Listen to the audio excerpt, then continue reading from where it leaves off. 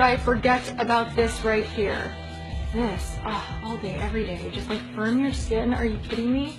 This uplift roller, I think, is a miracle. If you need any drainage in your skin, meaning if you wake up puffy and you need things to be tighter, brighter, just circulation will do so much for you. I cannot emphasize that enough.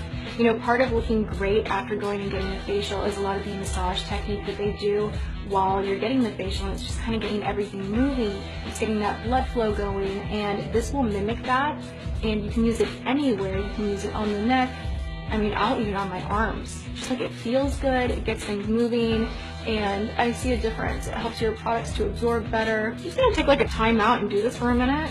You only have to buy this once too. So you guys know I'm a Nurse Jamie fan big time. I also love the EGF serum. I rave about that all the time. It has epidermal growth factors in it, and I cannot get enough. It's one of my beauty secrets. I'm obsessed. I always use it, and I use this guy right here every single day.